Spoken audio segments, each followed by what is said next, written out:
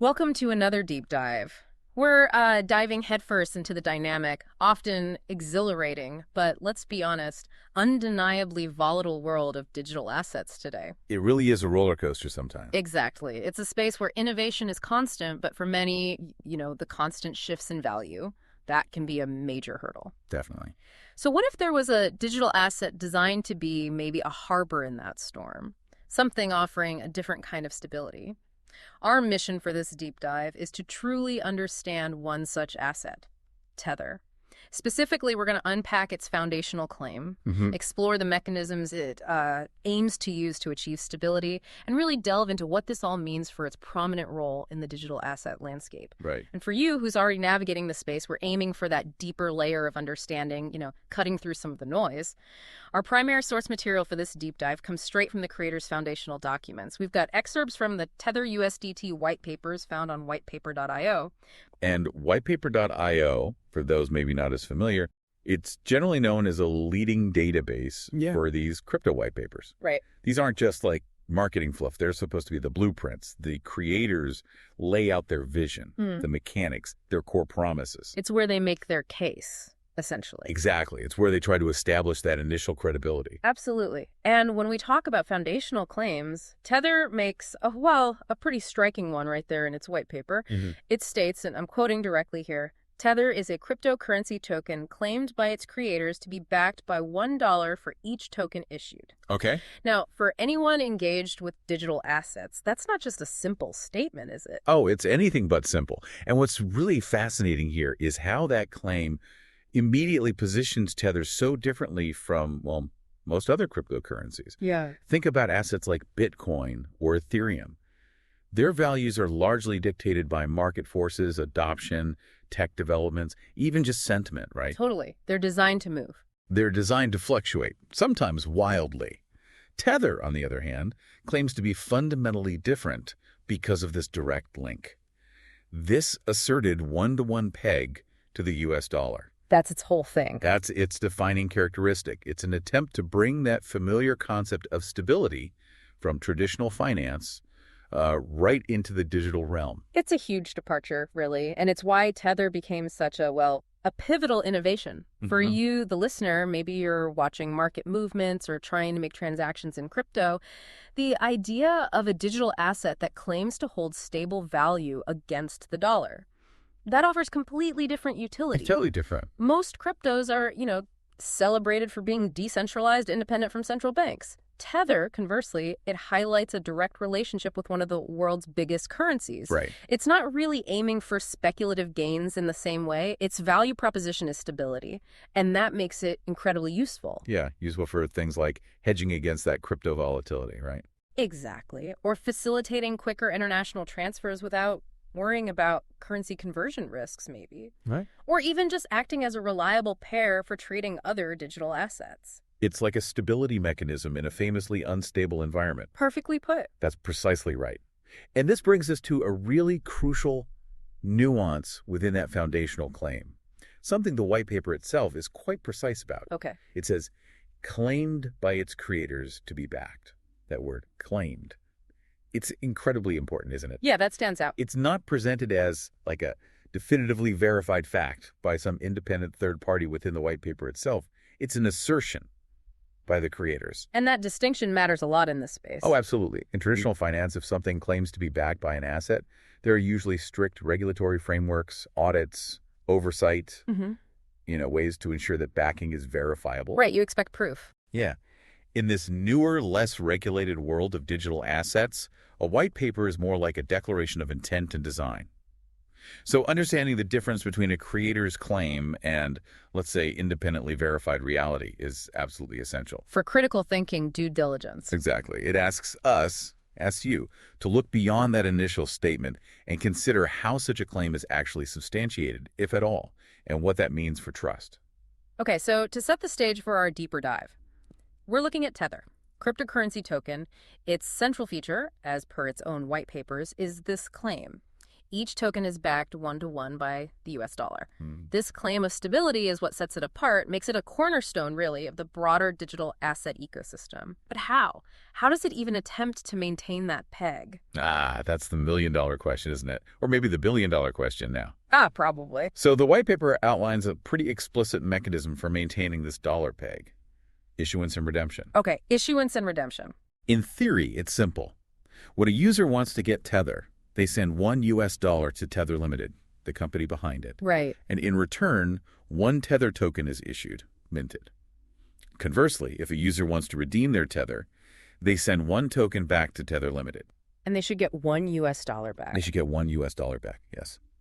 This process, minting new tokens, burning old ones, it's designed to ensure the supply of Tether always matches the equivalent amount of US dollar reserves the company holds. So it sounds very direct on paper. Very direct, very straightforward concept on paper. So it's not just a passive promise, then. It's meant to be an active process, Yeah. managing supply against reserve. Supposedly, yes. But the effectiveness of that whole mechanism, and really the trustworthiness of the entire system, it all hinges on the nature of those reserves, doesn't it? Absolutely. What actually constitutes the backing that Tether has talked about in its white papers and, later on? Exactly. And this is where the narrative around Tether gets quite complex.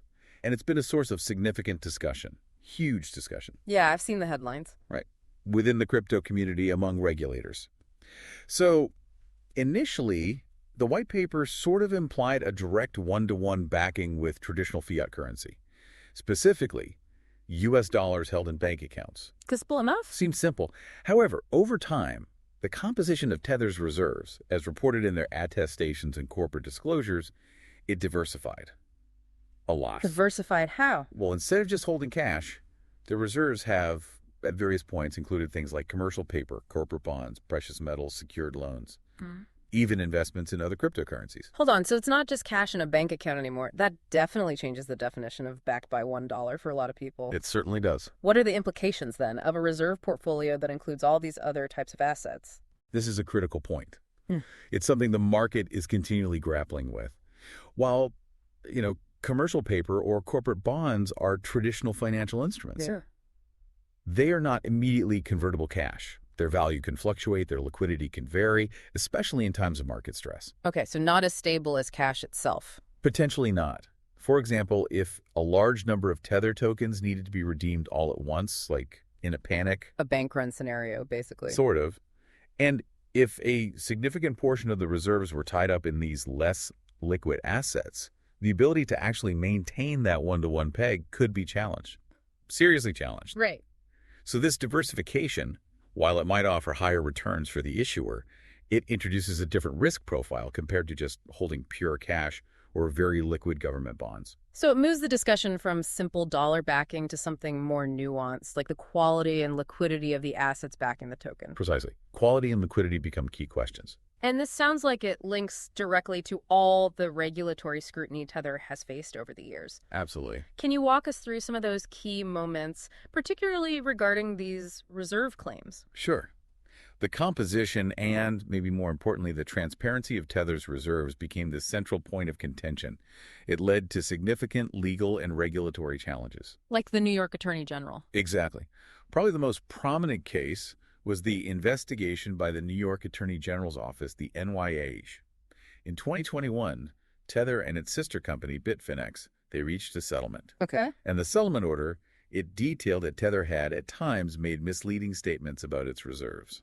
Misleading how? Well, for instance, it was disclosed that at certain points, Tether's tokens were not fully backed one-to-one by US dollars held in reserve. Okay, so the claim didn't always match reality. According to the NYAG settlement, yes.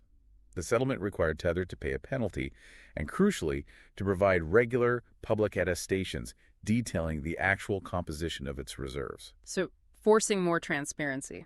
Exactly. That was a landmark moment. It forced greater transparency, although, the question of independent audits versus these attestations, that remains a point of discussion for many in the industry. Right, an attestation isn't quite the same as a full audit. It's generally considered less rigorous, yes. So the regulatory action essentially pushed Tether towards greater disclosure, moving from just a blanket claim to actually showing the breakdown, more or less. More or less, yes. How has this evolution, in reserve composition and transparency, how has that impacted its role in the market, especially given it's still so dominant? It's kind of amazing, right? Despite these controversies and the evolving nature of its reserve claims, Tether has consistently remained the largest stablecoin by market cap for a long, long time. Why is that, do you think? Because its utility is just profound within the crypto ecosystem. Mm. For traders, Tether acts as this vital bridge. A bridge between crypto volatility and fiat stability. Precisely. If a trader wants to lock in profits from some volatile altcoin, but doesn't want to cash out to traditional dollars, maybe because it's slow or costly, Yeah. they can move their funds into Tether almost instantly, preserving value, supposedly, within the crypto space. Okay, so it's convenient. Very convenient. And it's crucial for providing liquidity across exchanges, facilitating international remittances too, particularly in places where traditional banking access might be limited or slow. And it has that network effect, right? Everyone uses it, so everyone accepts it. Huge network effect. It offers unparalleled liquidity because it's so established and widely accepted. So essentially, it's become this indispensable tool for many, even with the lingering questions about its backing. That seems to be the case, yes. How does Tether's approach compare to other stablecoins that have come along, like, say, USDC? Do they handle reserves differently? That's a great comparison, yeah. Yeah. And it really highlights the different philosophies out there in the stablecoin market. USDC, for instance, which is operated by Circle and Coinbase, has generally emphasized a more transparent and arguably more conservative approach to its reserves. More conservative how? Well, historically, USDC has aimed to be backed primarily by cash and short-duration U.S. Treasury bonds. Very liquid, generally considered very safe assets. Right. And they hold these in segregated accounts with regulated U.S. financial institutions. They also provide monthly attestations and have gone through regular independent audits by accounting firms. So more audits, potentially safer assets. That's the perception, yes. This difference in reserve composition and the level of public transparency, particularly the audits, has often led to USDC being seen by some as having a lower risk profile compared to Tether. Which, as we discussed, had that more diverse and historically less transparent reserve mix. Exactly. Each stablecoin's approach to backing and transparency really influences how you or any market participant assesses its trustworthiness and stability. It's not one size fits all. Yeah, it's clear that while that initial claim, the dollar peg, sounds simple, the execution and the verification are anything but. Performant.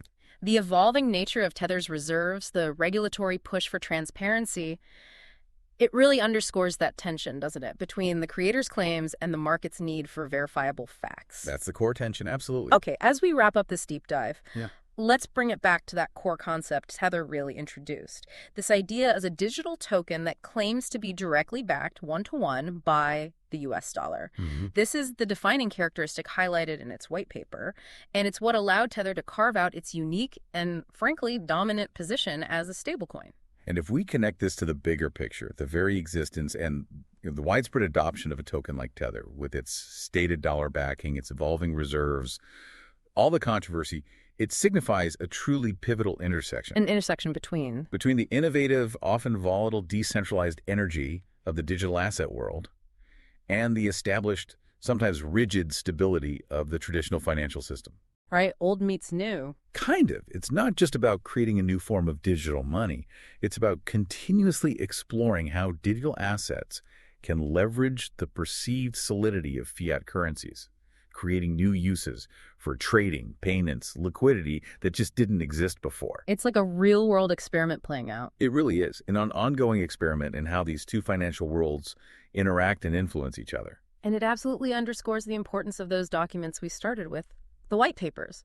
As sourced from whitepaper.io, these documents are where creators outline their intentions, their mechanisms, their promises.